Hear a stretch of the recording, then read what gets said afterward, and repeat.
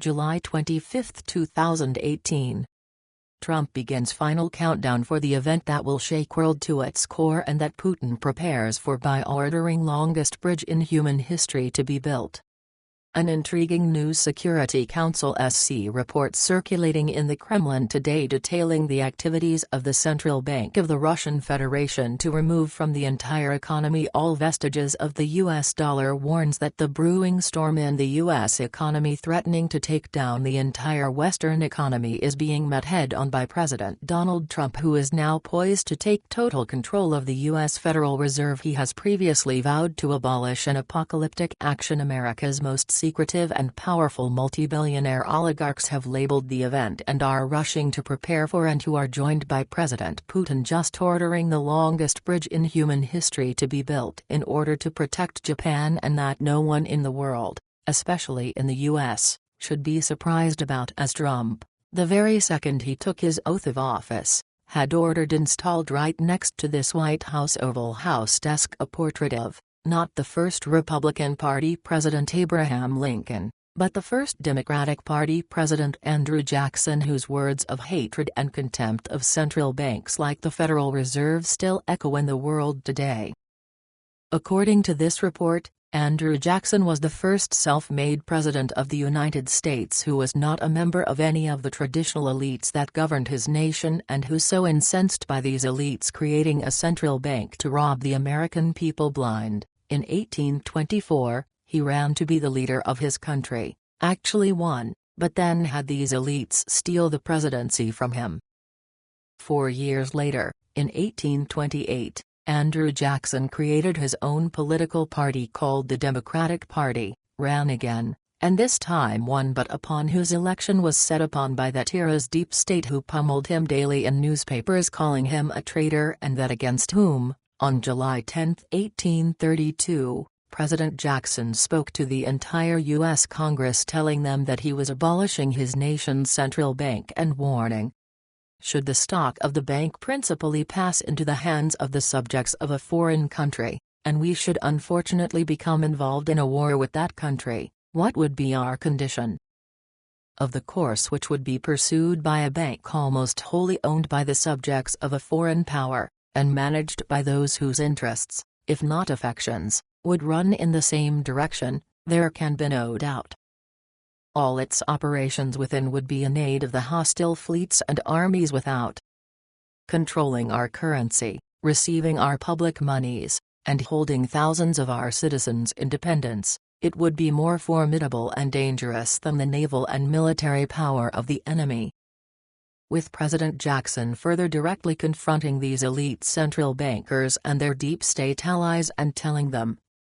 "Gentlemen, I have had men watching you for a long time, and I am convinced that you have used the funds of the bank to speculate in the breadstuffs of the country.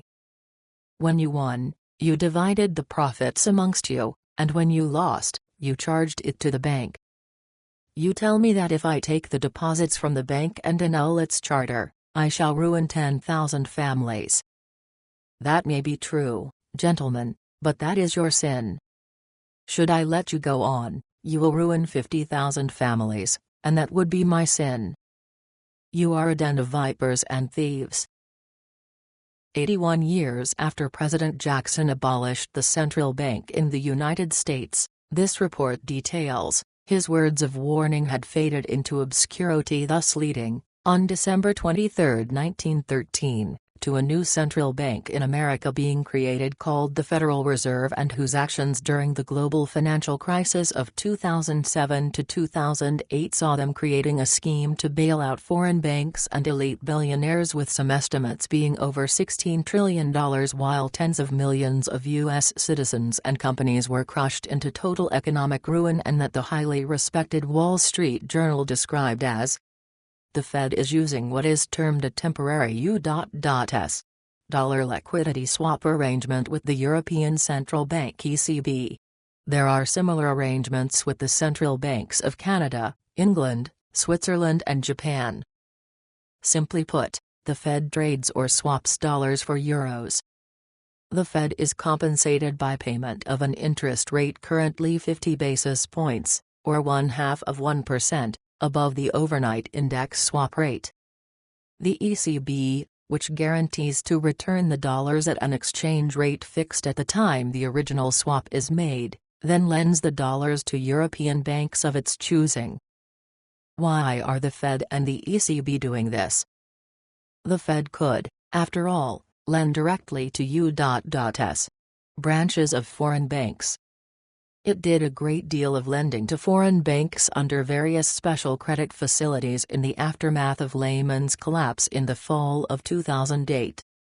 Or, the ECB could lend euros to banks and they could purchase dollars in foreign exchange markets. The world is, after all, awash in dollars. The two central banks are engaging in this roundabout procedure because each needs a fig leaf. The Fed was embarrassed by the revelations of its prior largesse with foreign banks. It does not want the debt of foreign banks on its books. A currency swap with the ECB is not technically a loan.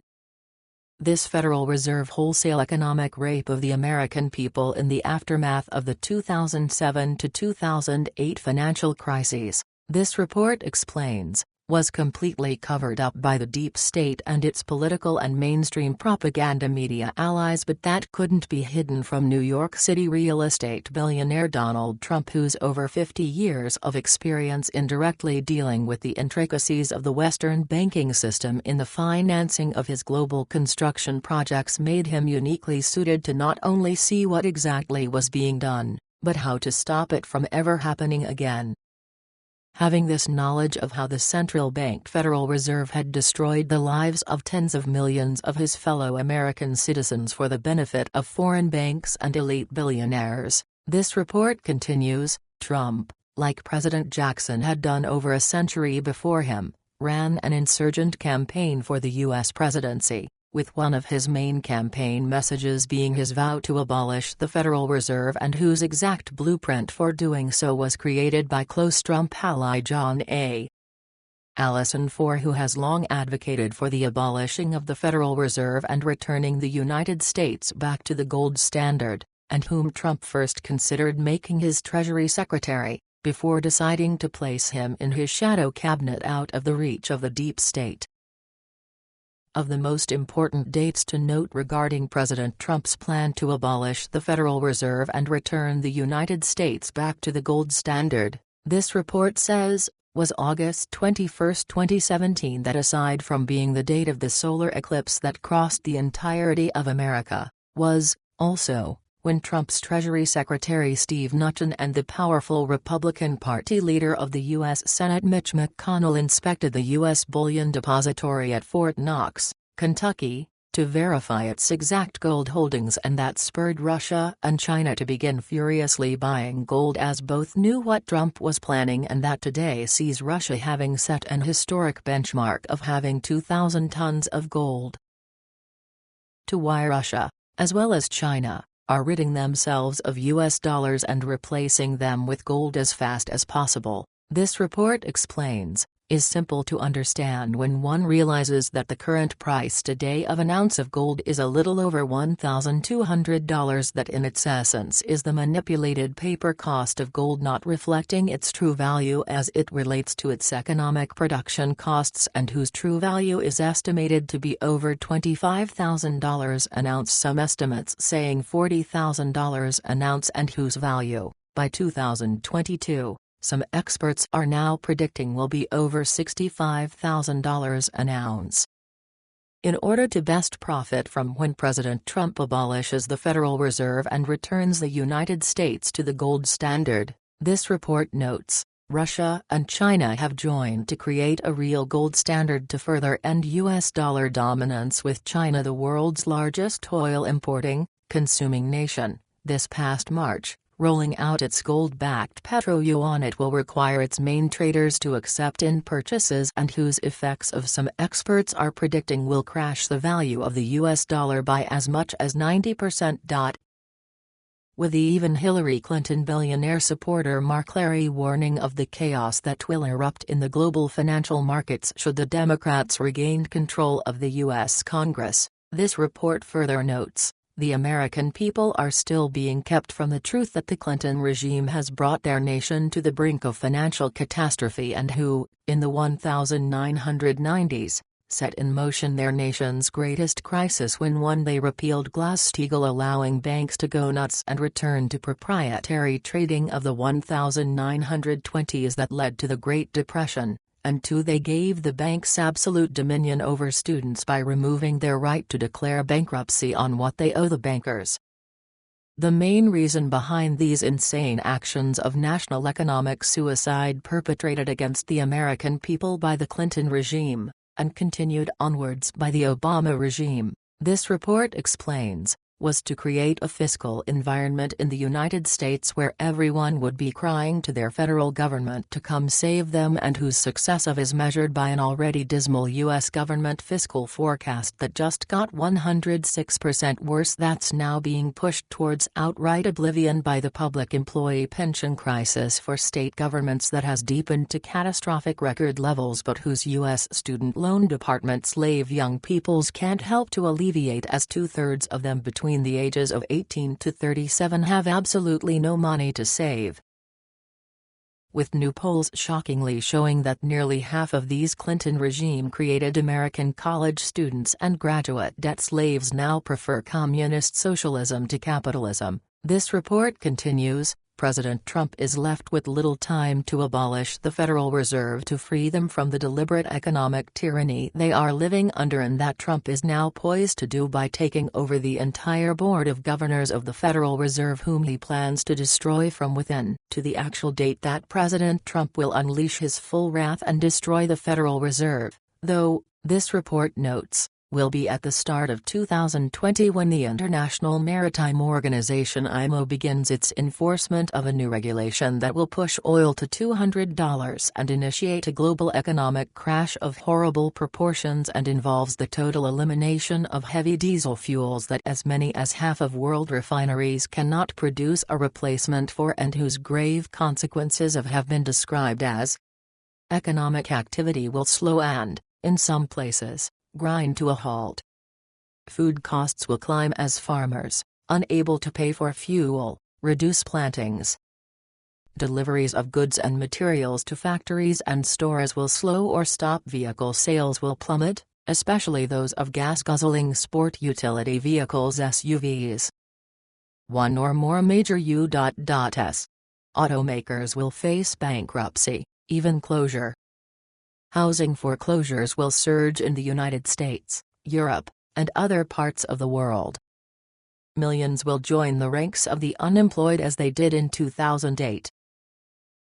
Unbeknownst to the totally unsuspecting American people about what this 2020 shock will be bringing to them, this report explains, is that it has long been planned by their own Democratic Party and anti-Trump Republican Party globalist factions, who, in the total economic chaos that will descend upon the United States, intended to use it to establish full and complete dictatorial control so that they could establish their communist socialist government in the mold of China and the European Union, but whose master plan to do this, of course, unexpectedly ran headlong into a force more powerful than them, named President Donald Trump, whose plans to abolish the Federal Reserve, and then use America's vast gold holdings to pay off every one of his citizens' debts, now sees the U.S. embroiled in its greatest crisis in history.